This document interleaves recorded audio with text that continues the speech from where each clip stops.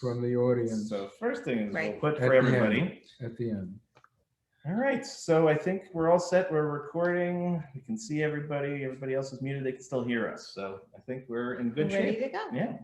Okay, well, hello to everybody. We're here today to discuss science and religion and the relationship between them. I feel pretty lucky to be here with my favorite men of science and faith, Dr. Steve Rosen and Rabbi Dan Geffen. So I wanted to give you a brief introduction, let you know who you're listening to tonight. Dr. Rosen, Steve, he is a physicist, an artist, an educator, and an author. He has just been recognized for dynamic leadership in the 2021 16/61 Awards from the Marlene Meyerson JCC Manhattan Wechsler Center. He's worked at Los Alamos National Laboratory, at the Institut d'Astrophysique in Paris, and with his amazing wife, Celia, who's right over there. He has co-authored Career Renewal. And on a personal note, Steve is the very definition of joie de vivre. To be with him is to just love life. And also here is Rabbi Geffen, Dan, who joined us as Rabbi of Temple Addis, Israel in 2014. He was ordained at Hebrew Union College Jewish Institute of Religion. He's got a master's degree in both Hebrew literature and Jewish education. And he has been awarded twice the Amitz Lev Prize for Spirit, Character, and Strength of Heart. But he'd probably like to just be known as our rabbi, the husband of his wonderful wife, Lou, who is our director of community engagement, the proud dad of Eva and Emmett, and the proud owner of Stuart the dog. So we're going to get started. I think Dr. Rosen has a statement to kind of get us in the mood and prepare us for what we're going to be doing tonight. Well, as Lyndon Johnson said, my father would have loved that introduction and my mother would have believed it. So I want to thank a lot of people, especially Dan, for encouraging me in pursuing this idea of having a discussion, a dialogue among friends about science and religion and faith and reason. I met Dan 7 years ago, I guess it was, and we've had a number of talks over the years. And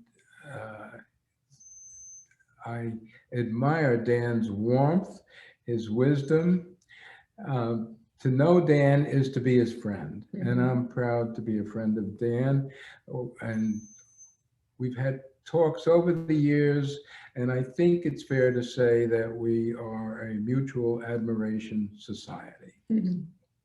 I also want to thank Rabbi Ephraim Buchwald, the head of the National Jewish Outreach Program, for introducing me to Orthodox Judaism and for his inspiration and wisdom. There are a couple of members of the congregation, Emily Kutash, a professor of philosophy. I've benefited from some of her comments, and from Dr. Brad Tepper, psychiatrist, member of the congregation. And of course, Celia Paul, my wife, who I wake up to every morning as the smartest, nice person and the nicest smart person I've ever met, and my grandson, Yasha Rosen. So to start off the discussion, I'm going to ask Dan to put up a statement that I've written, and I'm going to read so that everybody can also read it. I want to explain that I'm talking about a range of beliefs, a dichotomy, or it's like wearing different hats. On the one hand, quoting the 19th Psalm, the heavens declare the glory of God and the firmament shows God's handiwork. Now, many Jews like me believe that we are born broken and the world is broken, and our assignment is to repair ourselves and to repair the world.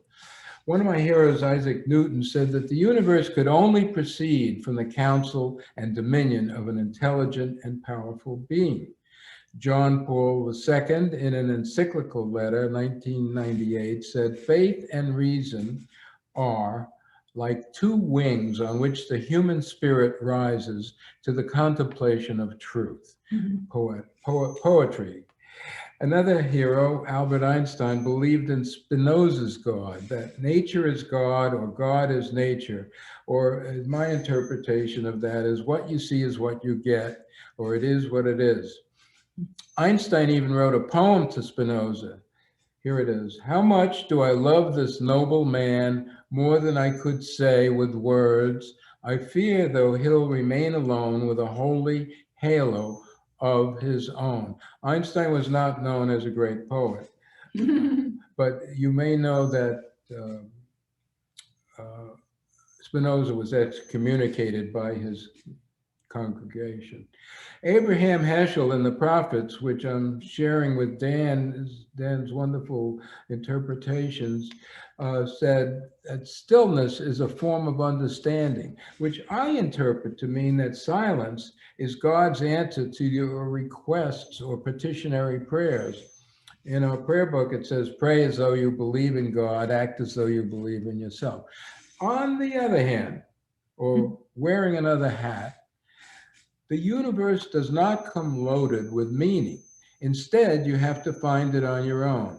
And this is from Steven Weinberg, a Nobel laureate in physics, who just died last week, by the way. It was very important in the history of physics. He also said, quote, a world governed by a creator who is concerned with human beings is much more attractive than the impersonal world governed by nature. And he was an atheist, serious atheist. Another Nobel laureate in physics, Frank Wilczek, who, by the way, was brought up Catholic, says, quote, the search for knowledge is a form of worship and discoveries are revelations. Now, if you would force me to tell you where I stand on this spectrum of beliefs, I would have to say that there is faith in science and there is reason in Judaism. And when I'm wearing a yarmulke, I'm very, very comfortable. And when I'm doing physics or teaching Newton or Einstein, wearing an academic mortarboard, so to speak, I'm also very comfortable. Thank you, Dr. Rosen. Okay, let's begin. Gentlemen, do you feel that science and religion are in opposition to each other, or do you feel that they're reconcilable? And if I lead off? So I think it's an excellent question, and it's one that I don't know that we'll be able to answer fully, but I can give you at least from my personal perspective. And I think beyond my personal perspective, what I understand to be Judaism's wrestling with this sort of general existential question. So I think back to actually an early experience in my life where I was in high school in a biology class. We were discussing Stephen Jay Gould. And in particular, we were discussing what he described as his perspective on this issue, which he referred to as non-overlapping magisterium.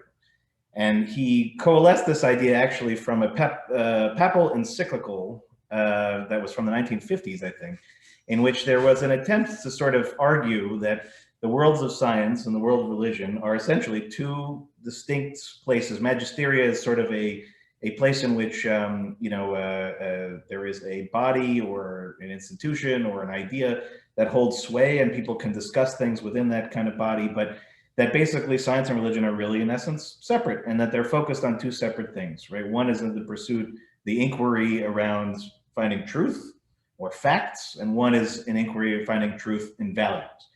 And so that was sort of the framing of it. And I remember sitting in this class and I was talking about, for example, the Big Bang, and about the question about creation and whether creation happened in 6 days or not. And I, of course, being in the room at the time, I went to a private school at that point in high school, where I was probably the most religious oriented person in the room. And I started to sort of argue that I didn't really think about the 6 days as happening in days that we're familiar with, but could have been over eons or whatever it might be. And I was, in effect, laughed at by both the professor and by the other students, right? That this was sort of an absurdity.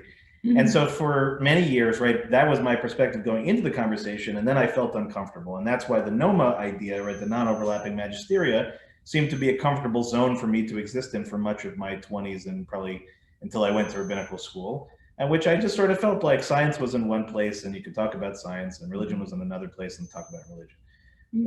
And what I would just say as a sort of last word before we continue on, I often think that we don't give enough credit, right? I think that Stephen said it before, right? That there is a lot of faith in science.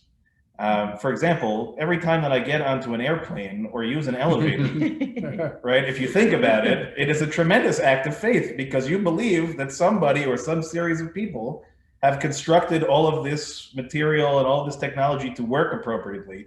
But for the life of me, why anybody thinks that getting yourself into a gigantic metal object and hurtling yourself through space is a safe idea, it doesn't realize that, in fact, we are all operating, even in the world of science, on a tremendous amount of faith, right? I can use this screen and not have any idea how it works, but I can understand somehow or another that there is a cause and an effect and that I'm a part of it, but I wrestle with the other pieces. So I think as I've gotten older, I've moved further away from Gould and further away from this idea that the two worlds have to be distinct and not converse with each other, and realize more and more that, in fact, actually, there is a language from both science that applies to religion and from religion that applies to science.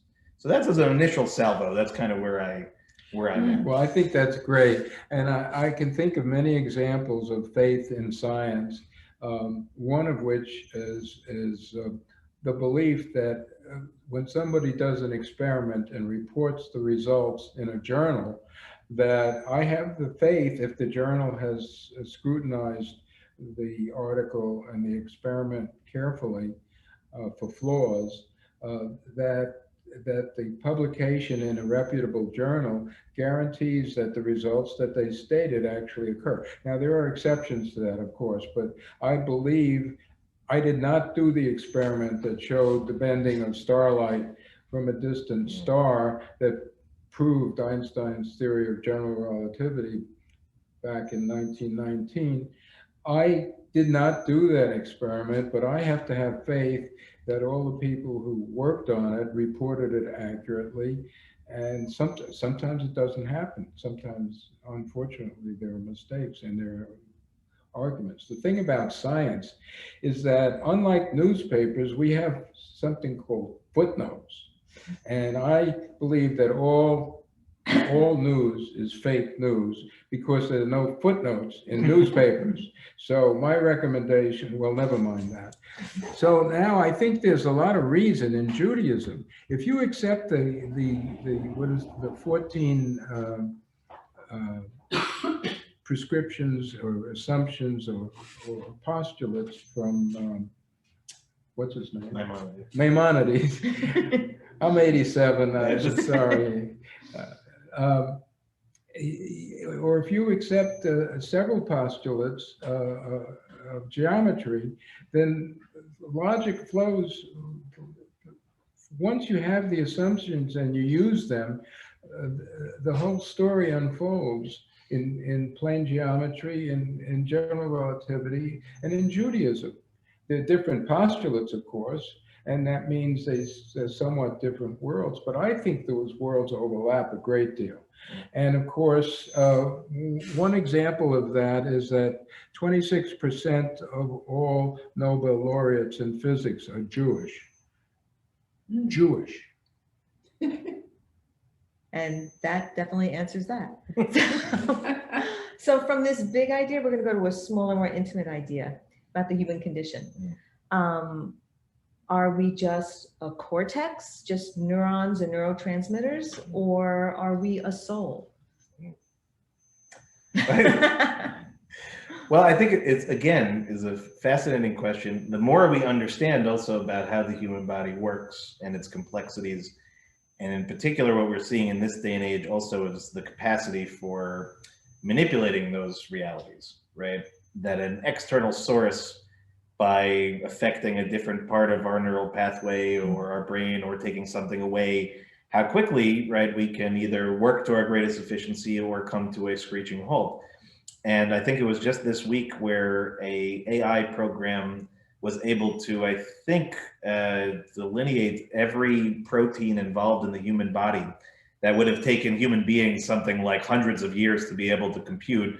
And now a computer is able to tell us. So there's some element of it that says, well, if it's really just a system, right? If it really is just a system of, electric, currents and firing neurons and parts that fit into other parts, right? That what distinguishes us from robots, right? What is the distinction in that kind of way?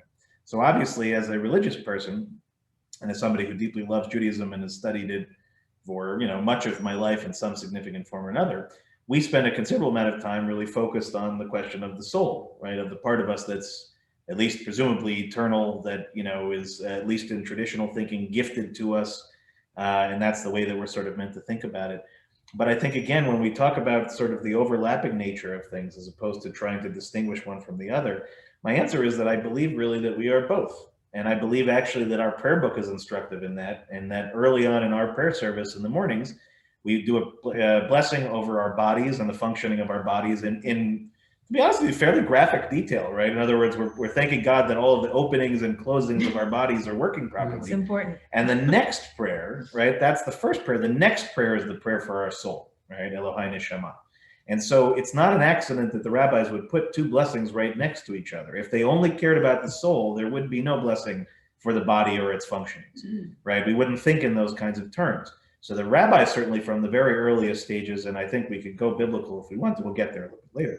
I think the rabbis were very cognizant of the fact that our understanding of ourselves, our understanding of existence, is not about one or the other, but actually the sort of Venn diagram, right? Where do we overlap and where do they intersect in that way? Well, I can't add anything to that. Sure. I'm just going to go along with Dan on that because I love him.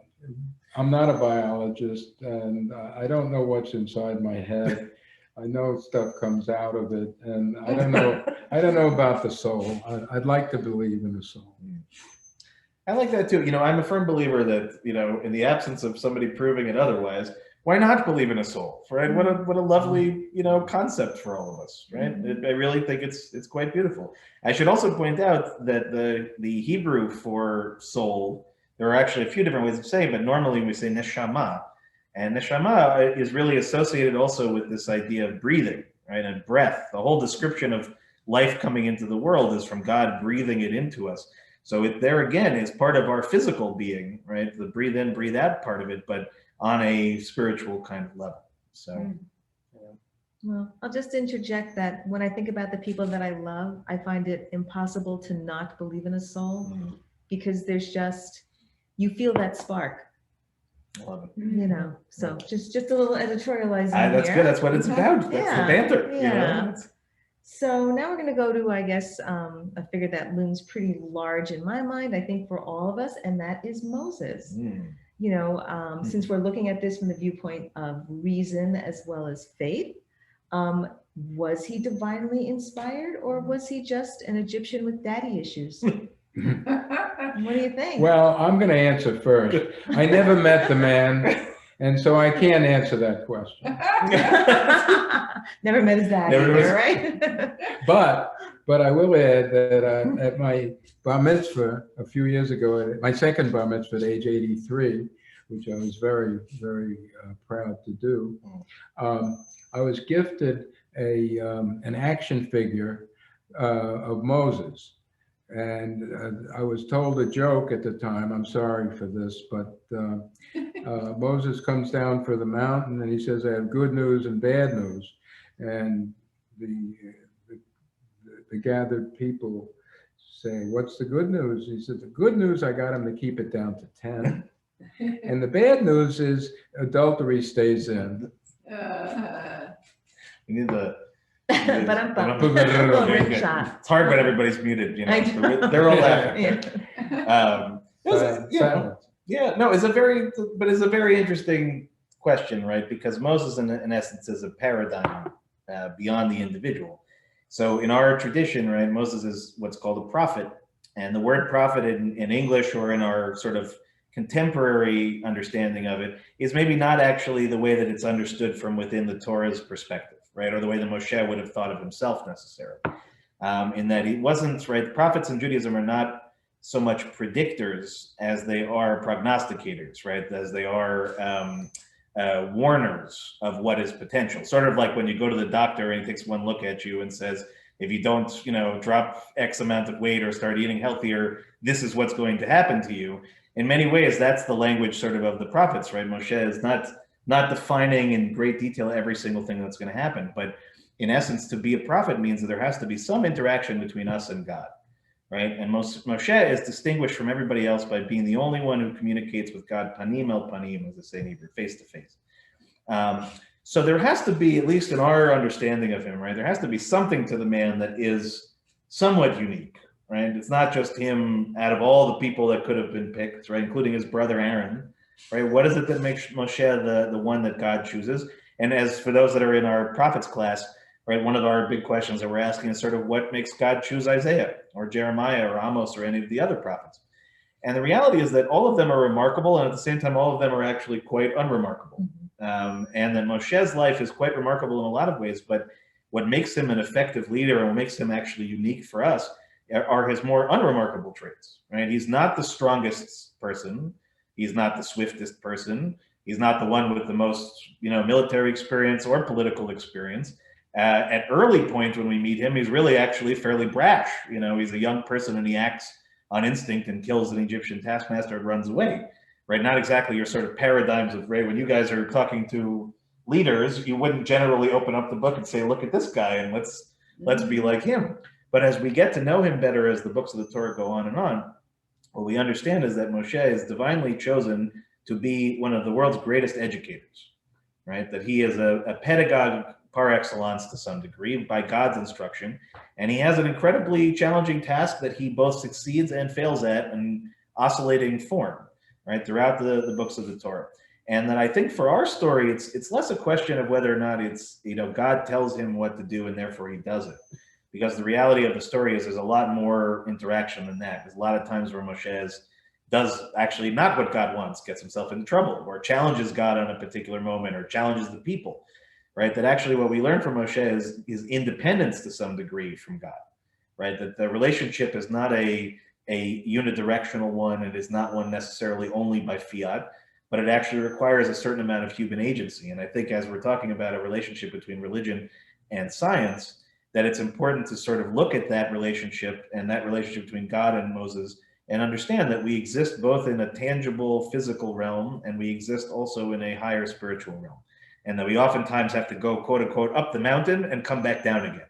Right? It's that famous scene with Mel Brooks where he's got the 15 commandments and he drops one of them, right? That's the end of the joke, basically. But all that is a long rabbinic answer to what I think is a great question. But from my perspective, I take the text as it lies and as it explains, and it's very clear that, right, Moshe has some unique characteristics that distinguish him, but I think he also is a remarkably human character as well, and I think we actually learn as much from that as we do anything else. I think that's kind of a hallmark of Judaism, that we never lose the humanity with the divine. He was a stutterer. Very nice. Wasn't he a stutterer? Yeah, and made every excuse imaginable to not be the guy. Right? It's one of the rare instances in life in which you have somebody who's given the possibility of basically unquestioned power and says, I don't want the job. How much do I have to donate to stay off the board? Touche. Very good.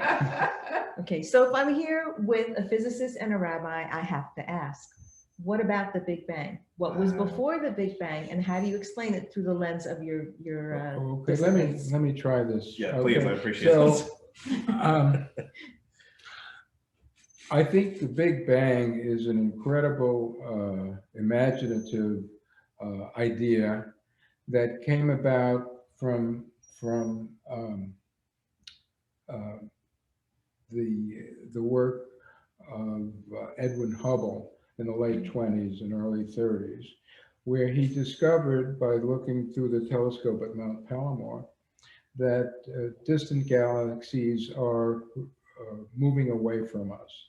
And not only that, the further they are away from us, the faster they're going. And he could draw a graph of velocity versus distance, a straight line. So what does that have to do with the Big Bang? It suggests strongly that if you reverse the direction of those fleeing galaxies fleeing from us, that they could be extrapolated or interpolated to go back to some fixed point somewhere, wherever that is. And hence the term Big Bang. It was originally a pejorative term Fred Hoyle used because he was of had a different theory, a steady state theory. Now, what happened before the Big Bang? So I have a lot of physics friends. I have one who is an Orthodox Jew who studies Gemara 4 hours a day. And I have a brilliant friend who got his PhD at Harvard when he was 22 in physics. He said, I don't know what happened before the Big Bang. He says, but everything that happened afterwards is physics. So he's an atheist. My Orthodox friends, well, Stephen Hawking said, asking what happened before the Big Bang is like asking what is south of the South Pole. And I think that's a wonderful image to keep in mind. Or like, what happened, what did you think of before you were born? So that's my answer. I don't know what happened before the Big Bang. I think some recent work suggests that they might be getting a little closer to knowing what happened before the Big Bang. I want to add one thing. If you take a rubber band and stretch it, you're adding energy to that rubber band. And as we all know now, energy has mass. So by stretching a rubber band, you are adding mass to that system. Now just imagine stretching empty space, which is not empty, by the way. Stretch empty space, you're adding energy to it, and therefore you're adding mass. So if space could be stretched at the beginning of the Big Bang, before the beginning of the Big Bang, it would add mass, which would create a universe. There may even be multiple universes.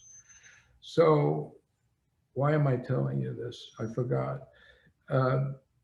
It could be that some physicists believe that there are something evolved out of nothing. That's the punchline. Well, I think that's a good transition, at least to the Jewish perspective on it, because at least from our understanding, the only description we get of primordial stuff, at least in the Torah itself, is what's called tohu vavohu, right? Which itself is a almost intranslatable phrase, which normally you would open up a copy in English translation, it would say something like the world was null and void, you know, or something along those lines, which in reality, if you really ever stop to think about it, those terms mean nothing, right? What does that mean, null and void? We don't have it. How can you define something that by definition is nothing? You know, and I've always, that was the biggest stretch for me on understanding the Big Bang, was sort of trying to wrap my head around the idea that what did it expand into, right? If you're talking about an expansion of something, presumably there is something it is expanding into. Well, so what is that piece of it? And that I've never really been able to sort of understand. I think this is one of those places where, you know, math as a language, right? Somebody who can really understand mathematics, can really understand formula, can look at it in the same way that a Talmudist can look at Talmud and make understandings out of it. If you were to show me the data, right, to prove or disprove the Big Bang, I wouldn't be able to do anything with it. I'd have to rely on somebody to translate it for me. Right. Well, that was my point sort of to earlier, is that no matter, you know, whatever my education or my schooling would never give me the kind of ability to understand a concept like the Big Bang on a mathematical or even a scientific level. I can really only understand it actually in a sort of philosophical level, and to some degree as a Jewish person understanding it on a theological level, which is to say that our understanding of primordial existence is likely beyond any of our capacity to know. And therefore the question about defining it becomes less of an exercise for me. I'm less interested in pursuing that particular ultimate truth, because I don't think, even if you told me tomorrow this is how the universe began, that I would be an any better person, or that I would understand the world that I live in any better way. I would be mesmerized by it and interested in it, but it would actually change basically nothing about my current existence other than in the theoretical kind of realm. Whereas when you start talking about in the Torah, and you talk about ideas of what does it mean to create, and what does it mean to take something, for example, right, a physicist of your stature, Steve, right, in your life, you had ideas first in your mind that you had to then bring into the world, right? That creativity is actually one of the great kind of lessons of the early portion of the Torah, and thinking about it in those terms and what it would mean, right? That's where I turn this around. I say, what would it mean to create something from nothing, right? What would it mean to exist in a world of nothingness and then to have the idea to create something in it, right? And that's sort of where things become more interesting. And the truth is that's where Midrash becomes more interesting than the Torah, than the Old Testament, because there they can play around a lot. And so there are all sorts of interesting conversations where, the Midrashic rabbis will talk about, for example, that before the world was created, there were 10 things. So believe it or not, Miriam's well, which traveled with the Israelites through the desert, existed before. The Torah existed before, and several other things existed before as well. But again, this is the rabbis, many, many, many generations ago, trying to conceive of what could possibly, the world have looked like before it was a world, before it was formed. Mm-hmm. And I think actually that one of the greatest gifts in some ways to us is not trying to answer that question definitively, but pursuing the answer to the question for eternity, because it just makes for such fascinating thinking and for challenging ideas. I think I had read somewhere that before you can invent something, you have to invent the idea of inventing. So it feels circular, but in a way it isn't. It kind of makes I think sense. that's true in physics, and I think that's true in Judaism. By the way, you mentioned mathematics. I want to mention something. Einstein and other physicists have noticed what they call the unreasonable effectiveness of mathematics in describing the physical universe. I will repeat that. The unreasonable effectiveness of mathematics in describing the physical universe. Now, what does that mean? Well, why should constructions of in our brain have anything to do with describing or analyzing or predicting parts of the external universe? There's no reason on earth why that should be. You could argue that that's a gift that we were given, and a gift in the normal sense, and a gift in the religious sense. And I think that's a wonderful notion to think about. How is it that mathematics is unreasonably effective in describing the universe? I love that. That's a great quote. Well, we're going to come down to earth from the cosmos now. One thing we're probably all thinking about a lot is happiness, trying to be happy. And there are studies that say that people who are religious are happier. They live longer. They don't succumb to depression or other issues of that kind. Do you think that's true? Do you think it applies to scientists as well? But who's happier? Well, first of all, I've never been happier in my life than I am married. Because you have Celia. Married to Celia. Yeah, and that's a miracle, a wonderful miracle. And she's responsible for my living to age 87, and in good health and in great happiness. And I think I'm happier because I'm religious. The proof, the text proof is that when I was 13, I was bar mitzvahed because my parents made me get bar mitzvahed. When I was 83, I got bar mitzvahed because I wanted to. And that's the arc of my religious history. I remember that. That was great. Yeah. That's a fascinating kind of question to consider. Can you read it to me again, just in your exact formulation, Judy? I want to have to remember what I paraphrased. Religiously observant people are happier, not more ethical on matters like stealing office supplies. But religiously observant people live longer, with less mental illness than non-observant people. By the way, epileptics are more religious than non-epileptics, which suggests that there is a part in some place in the human brain, whatever causes epilepsy causes them to be more religious. This is a little weird, I have to admit. And so some neurosurgeons are trying to study this problem and this question, and I'm not sure what it means. So Judy asked Dan to repeat. But so now I think, because one of the things I would say, as you were pointing out about newspapers not having footnotes, right? The real challenge a lot of times is, who did the survey of happiness and how do they define happiness? I'd love to have a conversation, hour-long conversation about how we define happiness in life. That probably is worthwhile conversation in its own right. What I can say though, and this is one of those times where I think there is always a challenge between figuring out what is, causation and which is correlation. Because I think, one of the things, let's just say, for example, to take somebody who grows up, lives their entire life in a religious community of some sort or the other, it means by almost definition that they'll have lived their life, feeling connected to other people, usually being brought up in an environment in which you're taught to think about the needs of people, even people that you don't know, that presumably you spend at least one day a week in some kind of deep thought or reflection or prayer.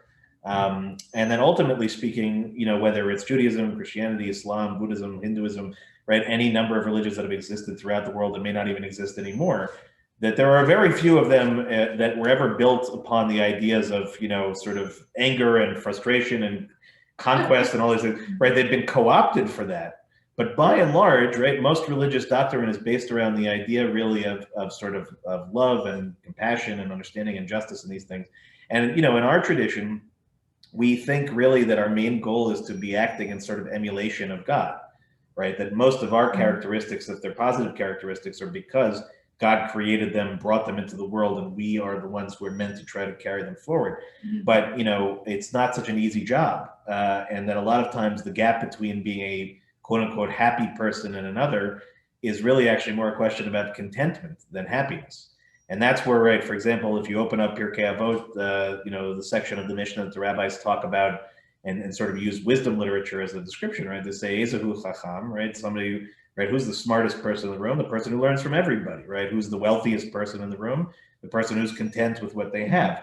And I think that there is something to be said for, let's just say, religious doctrine when it is not co-opted and not, manipulated and used, when it's taken at its most simple level. It largely tries to engender in both individuals, families, and communities a sense of interconnectedness. And I think this is where science comes in as another interesting analog, right? Because it follows in many ways the way that the natural world tends to operate, which is that, we search for a certain kind of homeostasis, a certain kind of equilibrium of things in a certain kind of balance.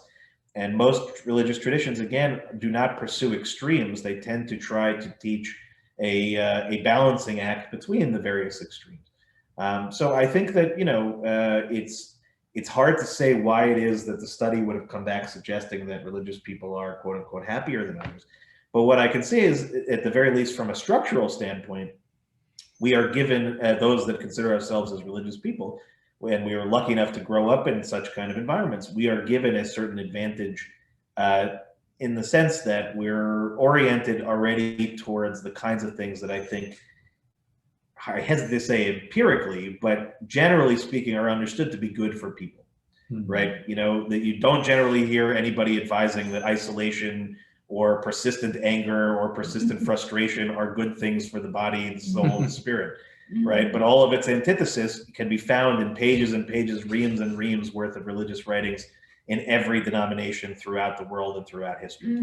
I said something before about the unreasonable effectiveness of mathematics in describing the real universe, the physical universe. I wonder if you could also say that religion is unreasonably effective at bringing people together, and atheists would say, and at pushing people apart and causing wars. But I think the important thing is that religion does bring people together, and it may be unreasonable. Well, I think that I wouldn't argue that point. I would just point one thing out, which I've always sort of felt that, that atheism is a belief system. It's a belief in not believing in the other things, but it is a belief system, right? Agnosticism is what most people are without realizing it, which is to say that we are either not sure or don't care to be sure. But to be an atheist, I think, generally means that you've taken a stance, in some significant kind of way. So anyway, that's just. Well, I mean, you could argue that science is a religion, and atheism is a science. Now we're really going down the rabbit hole. This is very good. It's a good thing we're But, recording but this. I think That's- it may be time to take some questions. Well, you tell me. I actually have one question that I Sure. just want to throw out there, and it may be Yeah, so something maybe this will be a good place just to tell everybody if you have questions, right. you can start throwing them into the chat and Chat. we'll get to them in a minute in case you've got them. But Judy, of course, you're our moderator. You're really in Right, charge. right. We're following you. So it's about the future. We have Mm. just come through a pandemic, tumultuous political and social upheaval in every way that I can think of. It feels as though we are all walking around a little bit shell-shocked and trying to figure out how to reconnect, you know, how to unzoom ourselves and kind of like be able to meet in person. So what does the future look like? You know, from a scientific point of view, from the viewpoint of faith, from the viewpoint of religion, because sometimes faith and religion don't always seem as melded as we hope, you know, but what can we hope for the future? So I worked at a think tank which got paid a lot of money to try to forecast, not put the future of certain segments. And I wrote a book called Future Facts. Well, we'll look at that. Don't get distracted. Okay. We'll look at it. And I wrote a book called Future Facts, which was a bestseller. I got famous for about 10 minutes. And the book was based on the scientific notion that if I could gather enough information about what was going on in the laboratories of the world and the universities of the world, about products and services that were in transition, evolving at a certain time, that they would become real at a future time. And so this is a rational approach to forecasting, not prophecies, definitely not. Prophecy is poetry. Forecasting and prediction is prose. And I was very pleased with the reception of the book because it meant that I had hit upon a nerve. That was back in the 70s, and there have been a lot of books now about looking at the future from a scientific, predictive forecasting, but not prophetic way. So I would say that's one answer. That was a very good answer.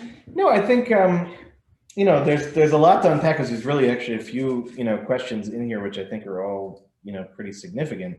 The first I would say is if we're just let's narrowly focus on Judaism's history, right? Any of you who have ever studied Mordechai Kaplan made this argument probably better than anybody, right? As the idea of Judaism as an evolving civilization.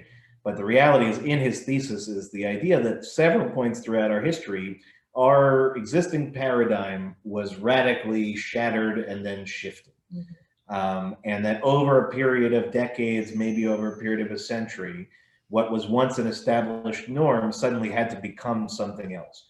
Or in the case of more recent times, because of the changes in our status and circumstance we were just talking about before, that Judaism has been able to branch in various directions over the last 150 years, 175 years, in ways that probably were unpredictable before, where it tended to be not quite monolithic, but it tended to be, whatever was done in your area, that's what you were, right? That's the kind of Jewish person you were, that's the kind of place that you prayed, that's what you did, and that was it, right? But in various circumstances, between destruction of the first temple, destruction of the second temple, the expulsion from Spain, right? You go all the way through, obviously, the Holocaust, the creation of the state of Israel, and then to the pandemic, which of course radically shifted in a matter of days the way in which Jews prayed all over the world, including the most Orthodox, right? Even though it was the least, likely, of course, to change and to be sitting here on Zoom and all those kinds of things.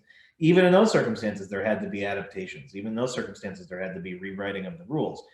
And I think that what we're in right now are one of these moments in history in which we don't yet know the direction it will go, right? And I think you touched on a personal kind of emotional question, which is how do we recreate what once was? And that tends to be the real question.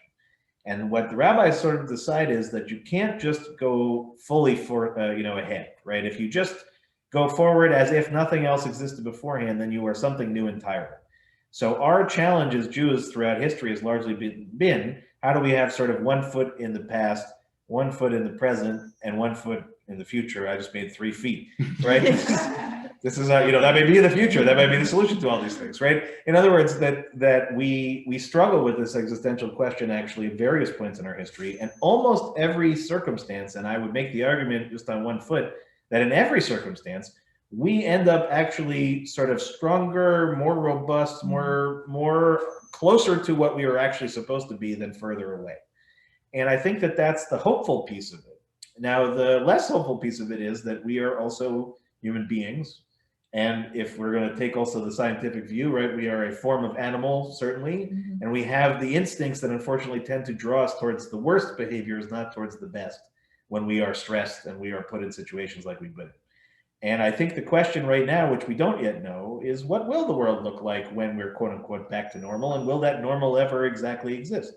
But I think, just speaking, for example, for our congregation, in the days and weeks after the pandemic first hit and we went into lockdown, I had absolutely no idea what was going to happen.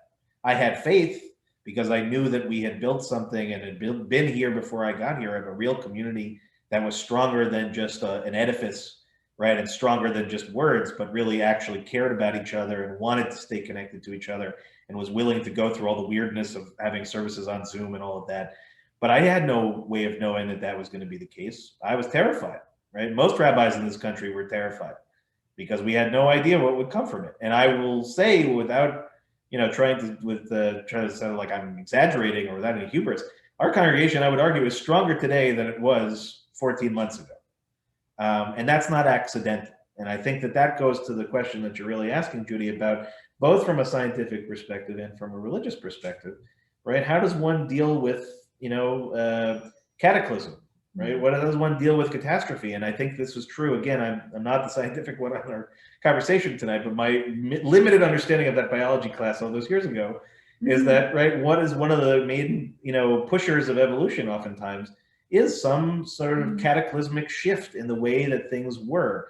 And while we certainly we would never wish, right? Any of us on this call would all say, if you could give us a magic wand and go back 14 months ago or, whatever, and go back to normal, we would all do it in an instant. But if we're going to really ask ourselves the question, right, we have a chance, a potential right now to be an even better version of humanity. But unfortunately, at least what we're seeing right now is that our same tendencies tend to sort of play in.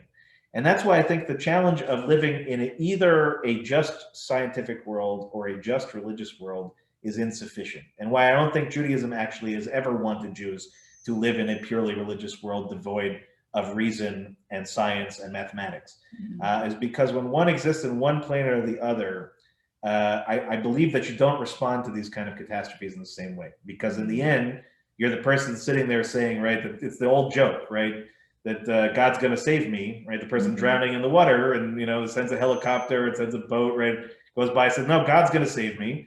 And then at the end, the guy drowns and gets in front of God, and God says, I sent you a boat and I sent you a life raft, and you didn't pull any of these things, right? That joke still has a certain resonance. And I think we have to ask some real fundamental questions of what can we learn from science? What can we learn from religion to help us to be better, right? And to ultimately, to grow from catastrophe, not to shrink from it. And there's my Shabbat sermon for this week. There you go.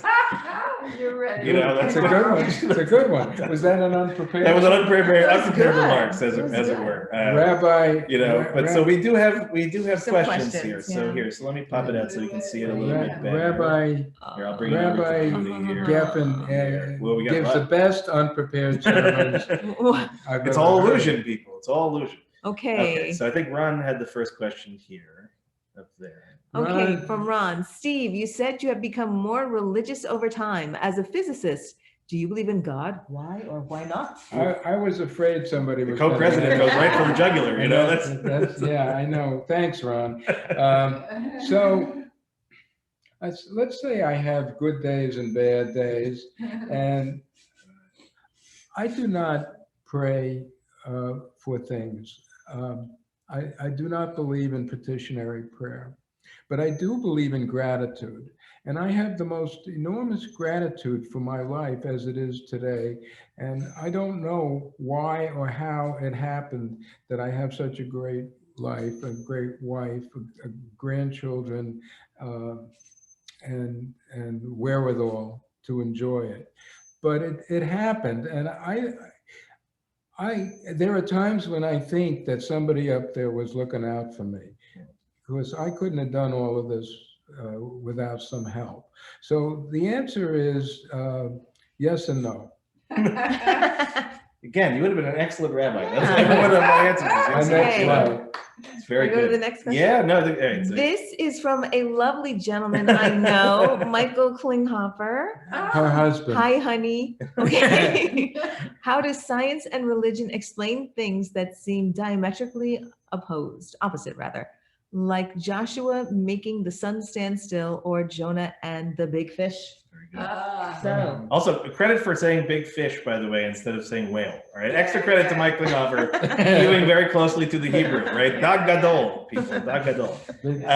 No, this is really again a sort of fundamental question.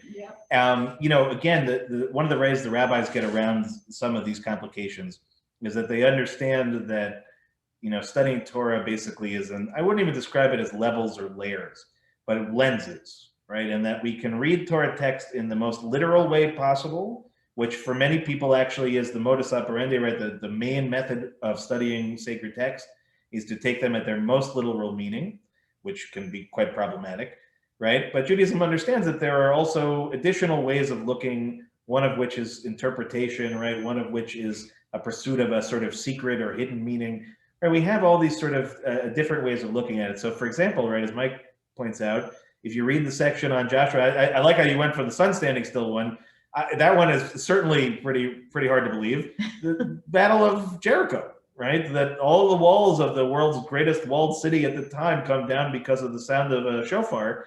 Okay, but for example, if we were to take that story, my guess is that you could find a person, if you forget the discipline in science, but a person who studies acoustics, right, who could tell you that in fact, if you understand how to manipulate sound waves properly, you can in fact take down anything, right? A wall, a person, whatever it might be, right? And while, you know, well, he's saying, the scientist is looking doubtful. you know, again, you'd have to ask, Dubious. but right, Dubious. dubious. I Well, can't imagine the sun standing still. I'm sorry. No, neither can I. But like, for example, the other day we were on this wonderful cruise in the harbor, which is a plug for next summer when we do this thing again. And we were watching, as we were pulling in, what was the most unusual moon I've ever seen in my entire life. Very low to the horizon, and a color I can only describe as yolk, right? It looked like a yolk. So to the ancient mind, looking at that moon, most likely would have assumed it was a harbinger of something terrible or a harbinger of something good. And in reality, the explanation of it, unfortunately, is something really quite terrible, which is that it had to do with the ash coming over from the fires on the West Coast. Right. So, but at the same time, to the eye of the ancient person who doesn't understand the physics of today, any number of things that appear in the Torah would have seemed only explainable by something supernatural. But what we find is that a lot of the things that are described in the Torah, if one really wanted to spin the yarn long enough, can start to find descriptions in the natural world of phenomena that take place that maybe don't explain the sun standing still in the sky. Right, but also may be things that are beyond actually our normal human comprehension, right? How certain things take place, how mountains are formed, how, right? All of these kinds of things that exist. And in the case of Jonah, for example, there was an article not too long ago about some guy who was in fact swallowed by a whale and then spit out. So even in that circumstance, right? And again, I'm taking this a certain amount of, you know, fake news value, but right, but this was a reputable news sources that were reporting the story about a guy who went through that exact thing. So it's not to say that every instance that's being described in the Torah that I can justify by any means, but simply to say that when we do come across some of those, I can only speak in the I right now, I tend to be less focused on trying to prove whether or not such a thing actually happened or could happen, because it's very easy to simply say, right, God is God and God can make the sun stand still if God wants to. But for me, I don't get hung up on that so much. I instead usually focus on the context around it, right, which is, what is the story of Jonah, right? What is the story that the story of Jonah is meant to convey? It is not about whether or not a person can survive in the belly of a fish. I promise you that. And if you're not sure about that, come to Yom Kippur Mincha service, and I will tell you all about it. Well, You know? I have trouble. Ron, I'm sorry. I have trouble with these things. Oh, no, this is on the mic, so you got to apologize That to was Mike. Mike. Yeah, you Yeah. answered. Ron's was Oh, good. Yeah. no, Ron. Yeah, Mike. I'm sorry, Mike. You know. That's okay. Yeah, I have trouble with this. I'm sorry. No, that's not something to be said. That's the beauty of it, right? That's the whole reason we're having this program. Otherwise, it'd be very boring. Yep, it's about whether you want to look at it literally or in an allegorical I'll be fashion. right back. Okay, I'll be right back. Good. Now, Judy, you can Whoops, start this. right. This is a good. Linda's Okay. question at the bottom is quite a good one. Linda's question? Yes. Okay. Oh, that is a good one. What do you think happens to us when we die? Oof. Yeah. You know, I get asked this one often. The truth is that this would be a whole other class, which is usually my excuse to not answer the question and to delay it until I can answer it better in the future. But the reality is that Judaism actually has a very complicated, very nonlinear understanding of what potentially the afterlife looks like. And it depends a lot on which period of Jewish history you are reading. If you look in the Torah, the descriptions of anything even resembling what happens to us afterwards are very purposely sort of amorphous and lacking in detail. The names are oftentimes described in different kinds of ways. The rabbis are the ones who really start to more fully develop, you know, the ideas of what an afterlife may or may not look like. But even in those circumstances, a lot of times they are complicated, sometimes even self-contradictory. But one distinguishing thing in Judaism that, you know, again, I can't really compare it very well to other religions that I haven't studied so well, is that we don't have a fixation on it in quite the same kind of way, right? That our understanding of it is that our behavior in life does affect some of our experience after we die, but that even the worst person in the end is not going to be in some, you know, Dante's version of hell in which they're being poked by, you know, a pointy stick. It really is much more about a sort of process of, I think, actually of learning and growth that takes place even for the greatest sinner in the afterlife, so that they can eventually reach the place that the rest of, you know, the good people go to much more quickly. A good plug for a show called The Good Place, which I was just talking about before. If you haven't watched, called The Good Place. It's on Netflix. It's a wonderful kind of concept of this. But the long answer, Linda, and I think I mentioned this years ago when I showed the film, you know, because we don't have a fully formed idea, I'm a believer that you should believe what comforts you, right? Why believe in something that is not going to be comforting? What value is there in living life on the assumption that the afterlife is going to be something terrible and painful, right? Why not vision it as something actually of the opposite? It's wonderfully freeing in that way. So what I use in my mind is there's a great Albert Brooks film called Defending Your Life. And in it, they don't even get to the afterlife. It's just purgatory. It's just a place in between. But they get to eat all they want without gaining a pound and never getting full. So for my concept, basically heaven is Denny's in some form or the other. And that's really, you know, it. But my real feeling is that you should study the various ideas, but pick something that feels resonant to you. I think that would be my advice. That's secular humanism. Yes, it will. Okay, so we forgive you for secular humanism.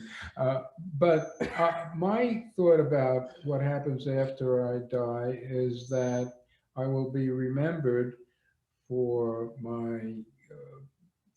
the books I've written and the ideas I've come up with, and the way I've taught 400 Russians how to get a job in the United States. And my grandson and granddaughter, whatever I've been able to impart to them by example. That's the way what's going to happen after I die, and that from a physicist.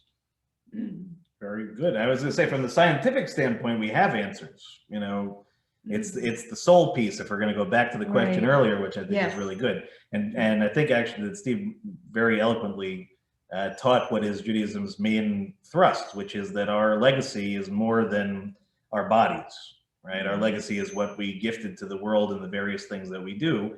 And for those, again, who are gifted with the brilliance to teach and to write and to share one's knowledge, and in particular to share one's knowledge with the goal of helping others to increase their knowledge as well, right? That legacy is really, I think, what Judaism focuses on much more than what happens when we, you know, stand before God and all of that. But, you know, there's plenty of that as well. So if there's interest in that conversation, we can certainly have that. Are there any more questions? Our part two. Are there any more questions, Judy, that we haven't answered, or is this Here? He's Okay. back.